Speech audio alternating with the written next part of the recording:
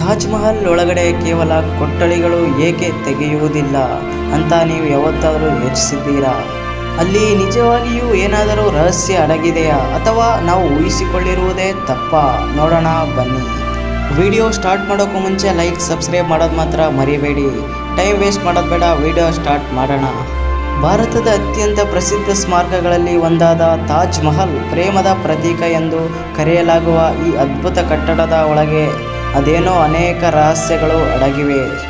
ನಾವು ಹೊರಗಡೆಯಿಂದ ನೋಡುವ ತಾಜ್ ಮಹಲ್ ಒಂದು ಸುಂದರ ಸ್ಮಾರಕ ಮಾತ್ರ, ಆದರೆ ಅದರ ಒಳಭಾಗದಲ್ಲಿ ಸಾಮಾನ್ಯ ಜನರಿಗೆ ಕಾಣಿಸದ ಕೆಲವು ಭಾಗಗಳು ಇವೆ. 17ನೇ ಶತಮಾನದಲ್ಲಿ ಮುಘಲ ಚಕ್ರವರ್ತಿ ಶಹಜಾನ್ ತನ್ನ ಪತ್ನಿ ಮುಮ್ತಾಜ್ ಮಹಲ್ ನೆನಪಿಗಾಗಿ ಈ ಮಹಲ್ ಕಟ್ಟಿಸಿದರು. ಸಾವಿರಾರು ಕಾರ್ಮಿಕರು, ಶಿಲ್ಪಿಗಳು ಮತ್ತು ಕಲಾವಿದರು ಸೇರಿ ವರ್ಷದ ಕಾಲ ಶ್ರಮಪಟ್ಟು ಈ ಕಟ್ಟಡವನ್ನು ನಿರ್ಮಿಸಿದರು.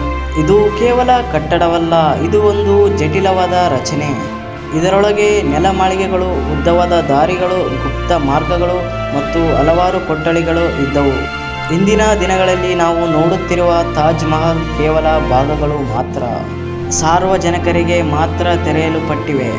ಆದರೆ ಇದರ ಕೆಳಭಾಗದಲ್ಲಿ, ವಿಶೇಷವಾಗಿ ಯಮುನಾ ನದಿಯ ಹತ್ತಿರ ಇರುವ ಪ್ರದೇಶದಲ್ಲಿ ಕೆಲವು ಕೊಠಡಿಗಳು ಸಂಪೂರ್ಣವಾಗಿ ಲಾಕ್ ಮಾಡಲಾಗಿದೆ ಎಂದು ಹೇಳಲಾಗುತ್ತದೆ. ಈ ಕೊಠಡಿಗಳ ಬಗ್ಗೆ ಸರಿಯಾದ ಮಾಹಿತಿ ಇನ್ನೂ ಹೊರಬಂದಿಲ್ಲ. ಇದೇ ವಿಷಯ ಜನರಲ್ಲಿ ಕುತೂಹಲವನ್ನು ಹೆಚ್ಚಿಸುತ್ತದೆ.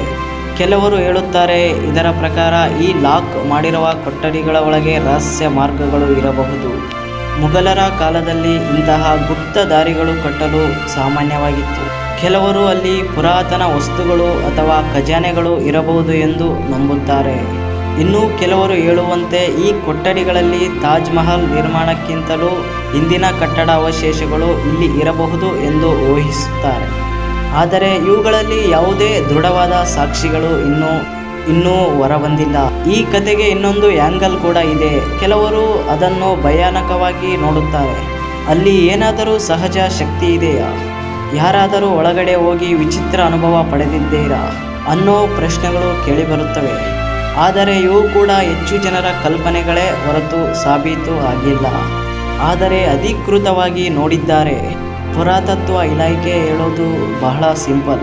ಈ ಕೊಠಡಿಗಳನ್ನು ಲಾಕ್ ಮಾಡಿರುವುದು ಪ್ರಮುಖ ರಕ್ಷಣೆಗಾಗಿ ಎಂದು ಹೇಳುತ್ತಾರೆ. ತಾಜ್ ಮಹಲ್ ಯಮುನಾ ನದಿ ಹತ್ತಿರ ಇರುವುದರಿಂದ ಕೆಳಭಾಗದಲ್ಲಿ ತೇವಾಂಶ ಹೆಚ್ಚು ಆಗಿರುತ್ತದೆ. ಈ ತೇವಾಂಶದಿಂದ ಗೋಡೆಗಳು ಹಾನಿಯಾಗುವ ಸಾಧ್ಯತೆ ಇದೆ. ಇದರಿಂದಾಗಿ ಕೇವಲ ಭಾಗಗಳು ಸಾರ್ವಜನಿಕರಿಗೆ ತೆಗೆಯೋದಿಲ್ಲ ಎಂದು ಹೇಳುತ್ತಾರೆ. ಇನ್ನೊಂದು ಮುಖ್ಯ ಕಾರಣ ಸುರಕ್ಷತೆ. ಆ ಕೊಠಡಿಗಳಲ್ಲಿ ಗಾಳಿ ಸಂಚಾರ ಸರಿಯಾಗಿ ಇಲ್ಲ. ಒಳಗೆ ಹೋಗಿದ್ರೆ ಉಸಿರಾಟ ಸಮಸ್ಯೆ ಉಂಟಾಗಬಹುದು. ಜೊತೆಗೆ ಆ ಭಾಗಗಳು ವರ್ಷಗಳ ಕಾಲ ಮುಚ್ಚಿರೋದರಿಂದ ಅವುಗಳನ್ನು ತೆರೆಯುವುದರಿಂದ ಕಟ್ಟಡದ ರಚನೆಗೆ ಹಾನಿ ಆಗಬಹುದು ಎಂದು ಹೇಳಲಾಗುತ್ತದೆ. ಆದರೂ ಒಂದು ವಿಷಯ ಸ್ಪಷ್ಟ, ಈ ಲಾಕ್ ಮಾಡಿರುವ ಕೊಠಡಿಗಳು ತಾಜ್ ಮಹಲ್ಗೆ ಇನ್ನಷ್ಟು ರಹಸ್ಯಮಯ ಭಾವನೆ ತಂದುಕೊಡುತ್ತೆ. ನಾವು ತಿಳಿಯೋದು ಯಾವಾಗಲೂ ಹೆಚ್ಚು ಕುತೂಹಲವಾಗಿರುತ್ತದೆ. ಇದೇ ಕಾರಣಕ್ಕೆ ಆ ವಿಷಯ ಎಂದಿಗೂ ಜನರಲ್ಲಿ ಚರ್ಚೆಯಾಗುತ್ತಿದೆ. ಈಗಾದರೆ ನಿಜ ಏನು? ಈ ಕೊಠಡಿಗಳ ಒಳಗಡೆ ನಿಜವಾಗಿಯೂ ಯಾವುದಾದರೂ ದೊಡ್ಡ ರಹಸ್ಯ ಅಡಗಿದೆಯಾ?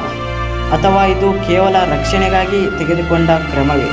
ಈ ಪ್ರಶ್ನೆಗೆ ಸ್ಪಷ್ಟ ಉತ್ತರ ಇಂದಿಗೂ ಸಿಕ್ಕಿಲ್ಲ. ಮತ್ತು ಇದೇ ಕತೆ ಈ ಕಥೆಯನ್ನು ಇನ್ನಷ್ಟು ರಹಸ್ಯಮಯವಾಗಿಸುತ್ತದೆ. ಈ ವಿಡಿಯೋ ನಿಮಗೆ ಇಷ್ಟ ಆಗಿದೆ ಎಂದು ಅಂದುಕೊಳ್ತೀನಿ.